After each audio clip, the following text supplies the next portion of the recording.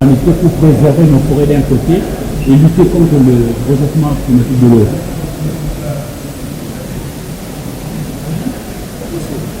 Merci beaucoup pour la question. C'est le journaliste. Je pense que le message clé des confessions religieuses à cette auguste assemblée, c'est de leur dire que les forêts, ça représente le don de Dieu. Et c'est mieux qu'on puisse avoir un égard en gérant les forêts pour qu'on ne puisse pas gâcher ce don de Dieu qui est important pour tout le monde. Et la forêt de la RDC représente également cette grande forêt qui a une importance capitale pour la protection non seulement du climat, mais aussi des peuples qui habitent les forêts et les territoires. Et seulement en la gardant, si on ne garde pas la forêt, donc et les peuples, et les pays, et tout le monde, on tend vers la destruction des espèces, y compris l'homme. Donc là, c'est le grand message et on souhaite qu'on puisse tenir compte de ça quand on va prendre les grandes décisions, qu'on mette les forêts au centre, au cœur de la protection et du changement climatique. Oui, je pense que vous savez que les confessions religieuses sont dans tous les coins et les recoins de la République démocratique du Congo. En tant que telles, elles ont des institutions qui travaillent pour la protection des forêts. Et vous allez voir, au sein des confessions religieuses, il y a des départements, des directions qui s'évertuent à faire ce travail-là de la protection des forêts. C'est pourquoi les confessions religieuses ne commencent pas l'engagement. Elles sont déjà engagées.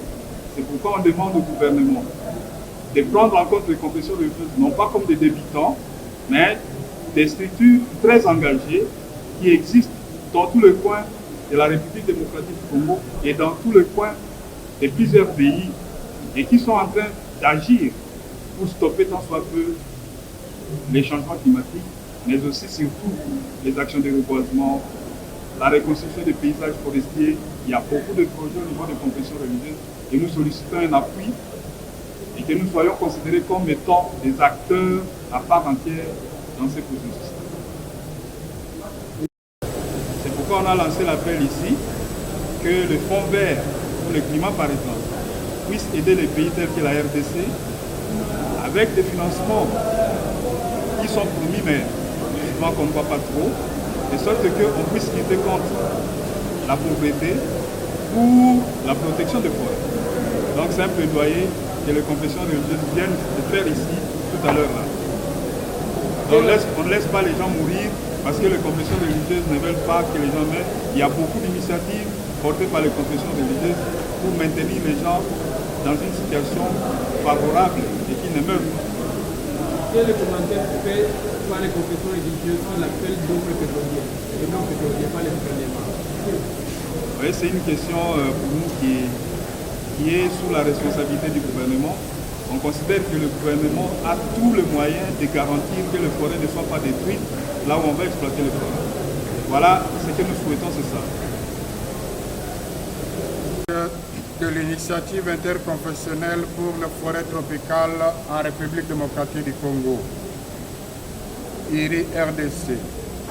L'IRI-RDC est une alliance multiconfessionnelle qui s'efforce d'apporter un leadership moral et une action confessionnelle aux efforts visant à mettre fin à la déforestation et apporter l'engagement, l'influence et l'autorité morale des religions de notre pays aux efforts en cours pour protéger les forêts et les droits des peuples autochtones.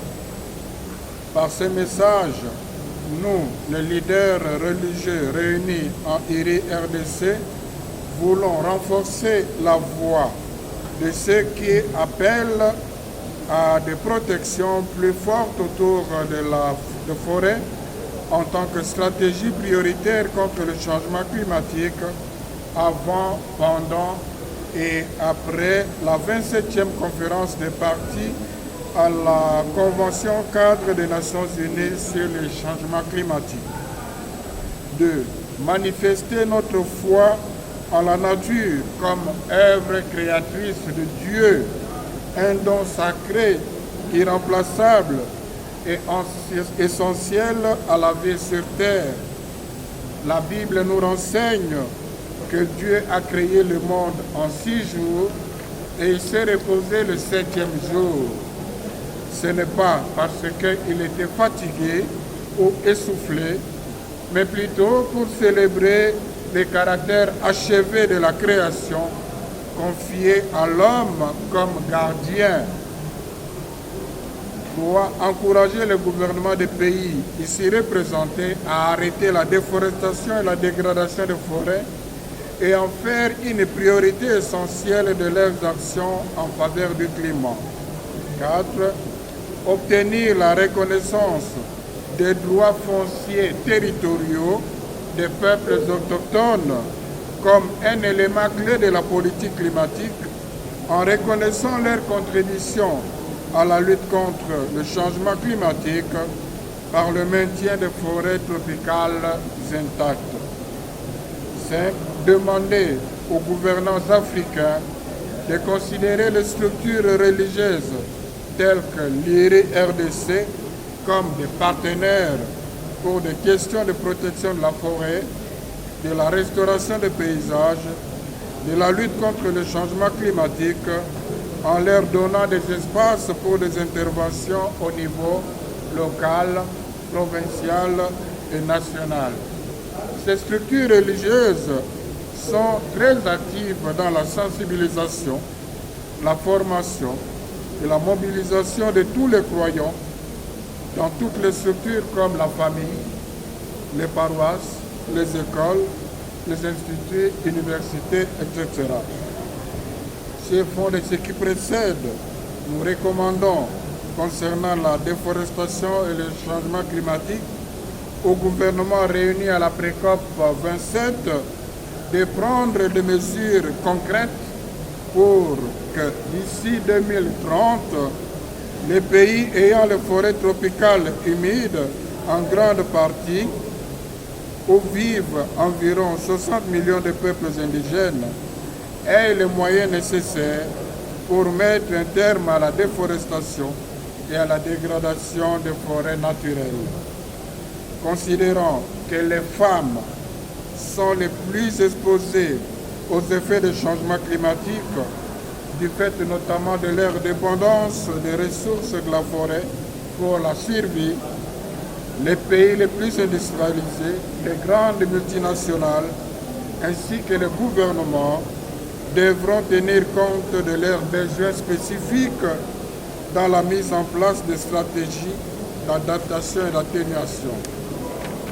Conformément à l'engagement de plusieurs de nos communautés de foi au désinvestissement dans le secteur des hydrocarbures, nous demandons à l'Assemblée de la pré-COP 27 de faire en sorte que lors de la COP 27, le Fonds vert pour le climat ainsi que les autres mécanismes de finances climatiques permettent effectivement à la République démocratique du Congo d'éviter l'exploitation du pétrole et du gaz dans les forêts, d'éradiquer la pauvreté et d'assurer l'accès universel à l'énergie propre à la RDC. Je vous remercie.